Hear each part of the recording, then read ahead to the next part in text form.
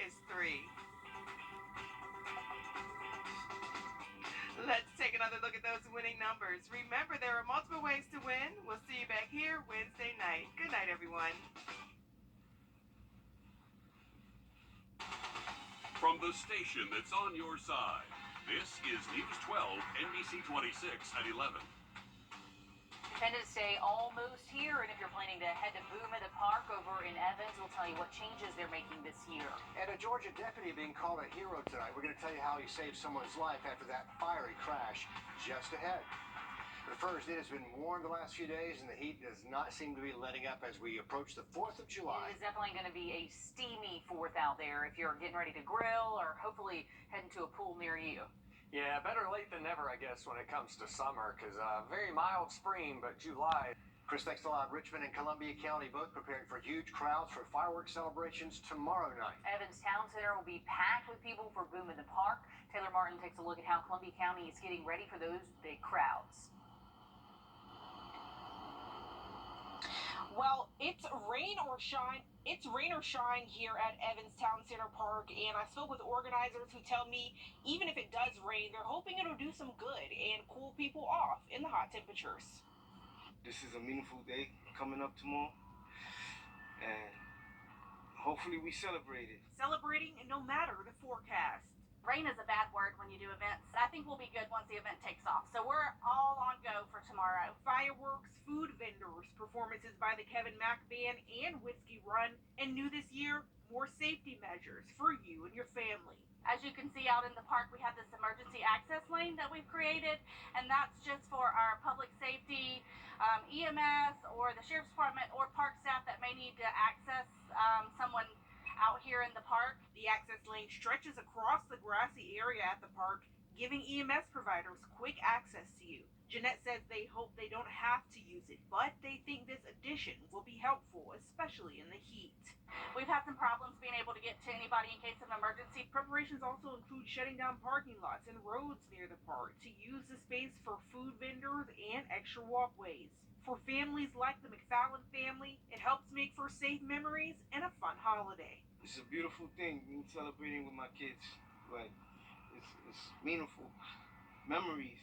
That's what it's about. You know? Yeah. 4th of July every year is a memory. And all of the preparations began tonight, actually, even though things don't kick off until tomorrow at 5 p.m. They began closing roads tonight, like Evans Town Center Boulevard and Antebellum Way tonight. So tomorrow morning, you know, if you come to the park and you bring your dog or you walk, just make sure you're trying to find an alternate route, especially for parking as well. Parking inside the park will be closed, but you will be able to park at the Columbia County Performing Arts Center and also off of North Bella Road. So just make sure you're making those preparations before you head out tomorrow. It's going to be a busy holiday, but a lot of fun from what organizers tell me. Okay, good advice as you head out the door. Thanks for that, Taylor.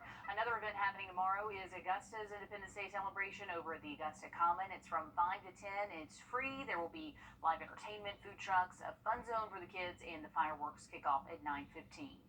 New at 11, the Richmond County Sheriff's Office looking for a man wanted a connection to an aggravated assault that happened last week on Harvest Point Way. The Sheriff's Office says Dalton Gardono is about 5'6", known to hang out on Mike Paget Highway. They say he is armed and dangerous. 5 people have died after a small plane crash in North Myrtle Beach on Sunday. 4 people died right there on the scene of the crash. 1 person pulled from the wreckage, died later at the hospital. The single-engine plane came down just shortly after taking off Sunday morning. One woman describes what she heard and saw. I heard this loud noise. My back was to it and looked up and saw a plane just coming right over building 5 there. I won't say 180 degrees as far as wingspan turned up, but it was at least 140, 150 degrees. And my haunting thought was, I hope I wasn't the last person that they saw. The Horry County Coroner's Office says the identities of those victims will be released just as soon as family members are notified. And as usual, the FAA and the National Transportation Safety Board are investigating the cause. Tonight, a man's been arrested in connection to a house fire on Fury's Ferry Road last month. Christopher Contrillo has been charged with first-degree arson, and officials say a witness identified him.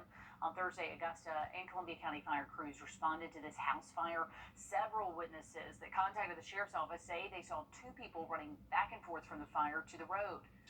A shooting in McCormick County leads deputies to Columbia County for the victim, and tonight a man is recovering in the hospital from a gunshot wound in the arm.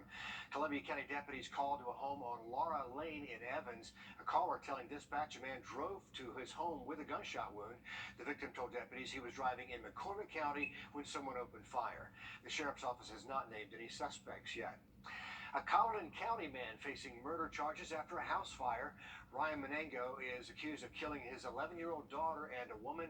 2 of the 6 family members found dead in a burned-out house. A 13-year-old was also stabbed but survived and was able to lead police to Menengo. Loved ones and friends say the victims were all family, and this doesn't seem to be real. It doesn't feel real. You don't expect it. You know, you see things like this all over the news all the time, but you just don't expect it to happen to you. Yeah. It was so random. Menengo was denied bond today. He could face additional charges in this. Police say the surviving victim is in critical condition. Take your seatbelt off. Come on, give me your hands. Give me your hands. Come on. Get on the car. A Candler County deputy is being called a hero after saving a driver's life after this fiery crash. Over the weekend, Sergeant Ashley Taylor got a call to Highway 46 for a car that had gone off the road and into the woods. Within seconds, you see those flames under the car. That's when he smashes the window, tells the driver to get out. People gathered at a park in East Atlanta over the weekend to rally against building that training center that's been so controversial. They say they're opposed to tearing down the forest to build it. They're also worried about it will lead to the militarization of officers. Protesters say the local government is not paying attention. I'm deeply concerned about the fact that people have come out in large numbers to express themselves to the city council in democratic ways, that we do not want Cop City, that we are fighting to save the Weelaunee Forest. And despite these efforts, we still have not been listened to. And protest or not, last month, the Atlanta City Council approved funding for the multi-million-dollar facility. The vote was 11-4. If you rely on federal student aid, listen up, because there are changes to FAFSA. Starting for the 2024-2025 school year, the application is getting simpler, and there's also changes to who gets aid and how much. Jada Walker spoke to a student about those changes. The free application for federal student aid should look a little simpler than years before. One local USC Aiken student is excited for the changes. So I think it was very much needed. The application in itself was long and tedious, and I feel that it really prevented a lot of students from submitting an application. The new application launched in December, and nationally as of March, estimates show a 5% increase in applicants. Previous years, it was very overwhelming completing the application because of the various questions, the number of questions. 108 questions whittled down to 36. One of the questions that is being changed is the expected family contribution. And I felt that was a little ambiguous. Now, they're changing the way they calculate that, but some critics worry the changes will hurt some groups. Now, the FAFSA focuses on wealth more than income. So, for example, if your family owns a farm, they consider all that land an asset.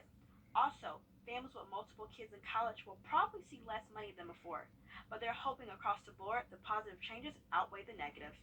Stand on the computer for hours trying to, understand the terminology and what they were asking of me. Reporting in Aiken, Jada Walker. Students in poverty will also see a bigger benefit. Pell Grant is jumping from a maximum benefit of $4,000 a year to $7,000 per student per year. A couple of very famous South Carolinians getting their stars added to the Hollywood Walk of Fame. Late actor Chadwick Boseman, a native of Anderson, South Carolina, he died in 2020 after a battle with colon cancer.